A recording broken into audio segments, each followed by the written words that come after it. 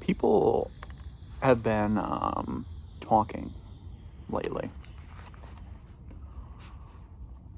about something happening, and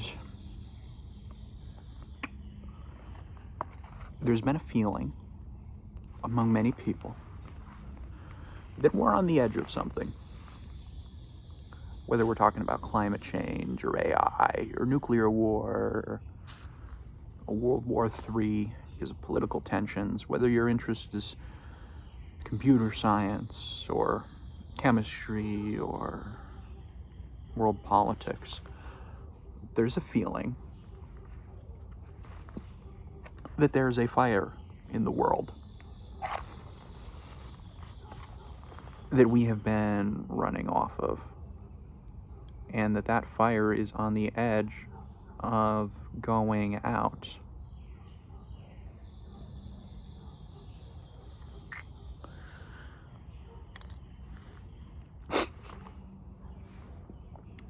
It's kind of like there's a set amount of time that we have, and we don't know where along that set amount things are going to fall apart, but we know that somewhere between point A and point B it's going to happen.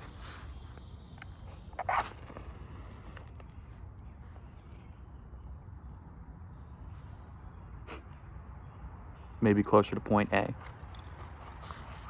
maybe closer to point B.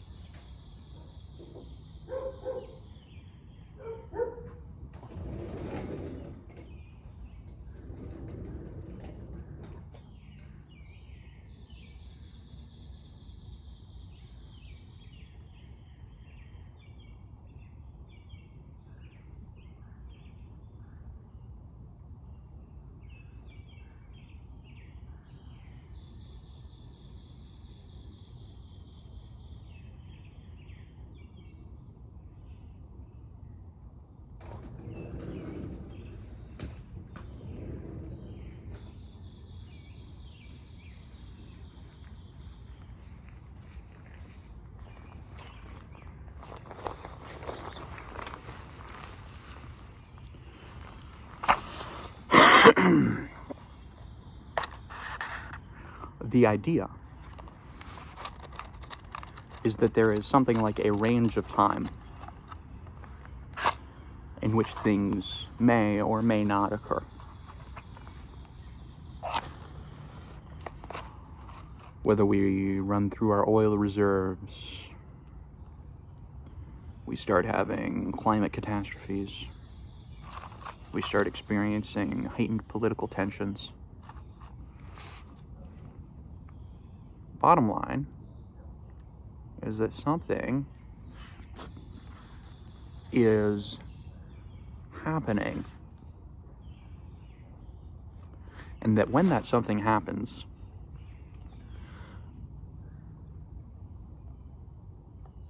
there's a high chance that people who've been protected from experiencing consequences of what we've been up to might end up facing some of those consequences.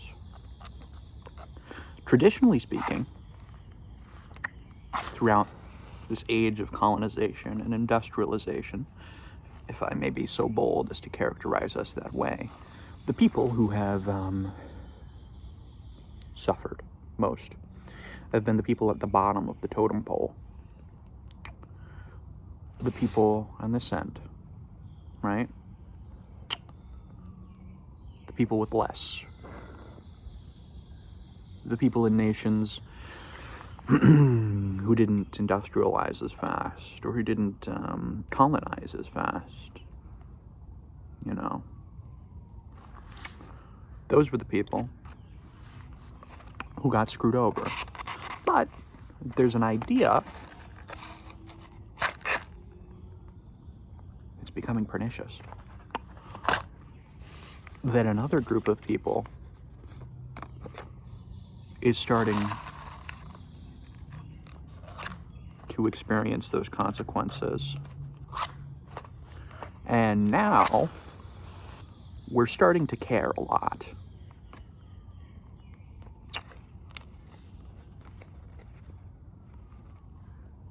Now we're starting to feel the heat.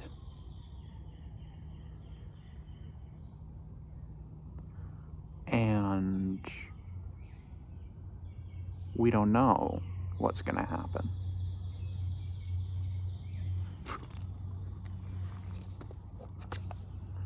So far, we've felt about that much.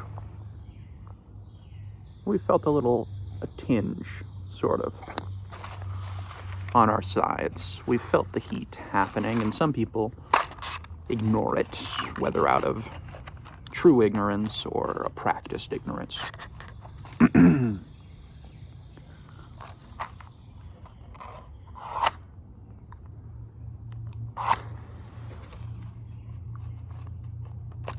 They have the privilege of ignoring it, pretending that the heat is not there, because it's still over here.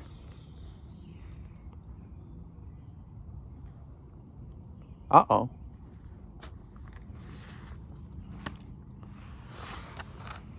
Something happened. Oh no. Oh no. Look at that.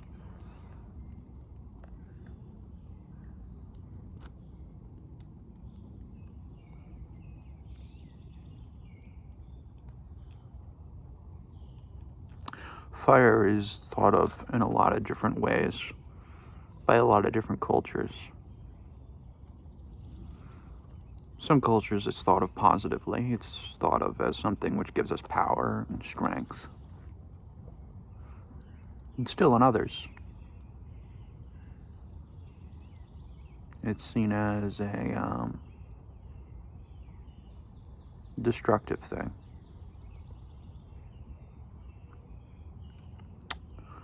The line has been drawn between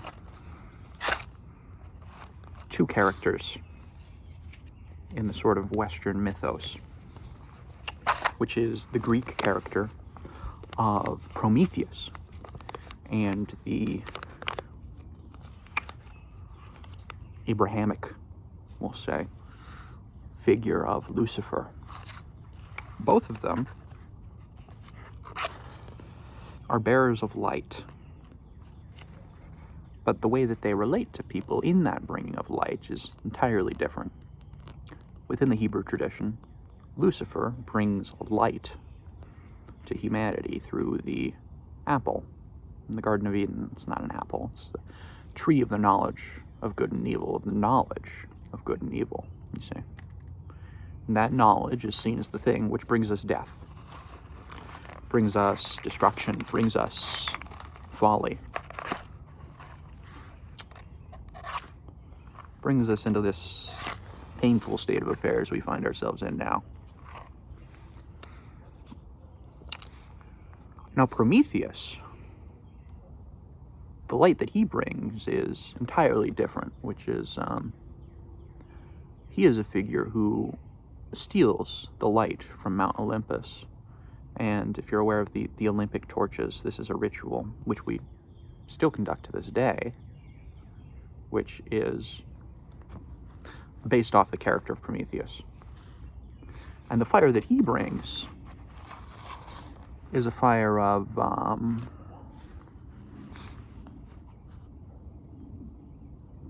power.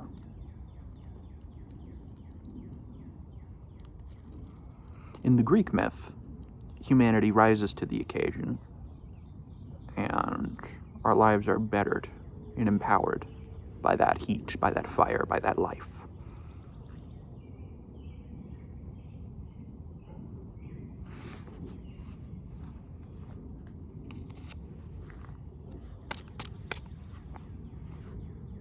Look at that. All that survived Poetic, isn't it? Anyways, I'm not totally insane, so I'm going to end the video about now and make the cost of this video roughly $2, in light of the fact that burning money is in fact a federal crime. I'm going to now say this is prop money, not real. These are props. It cost about $2, $1 a piece for the props, but yeah, that was prop money, not real. And this has been a sort of thought experiment, piece of theater, and nothing is happening. And you should go back to your life and go back to sleep and not worry about it. Because there is nothing happening. And the people in charge basically have things under control. They have things figured out, and, you know, they're watching over you. And they have your best interests at heart. I watched an interview with Jeff Bezos recently where he spoke about AI and said it's going to be like digging with a backhoe instead of a shovel. And that we're going to not even, there's actually not going to be a work shortage coming up, but it's actually going to be a labor shortage. There just won't be enough people. Everyone's going to be so busy all the time being productive and useful and making so much money with AI. And that's what's going to happen, and that's how it's going to be. Is we're all going to make so much money. We're not going to know what to do with ourselves, and I think that's what's going to happen.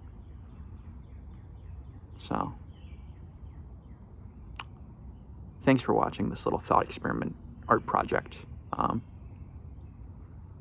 Yeah, that's all it is. Have a nice day.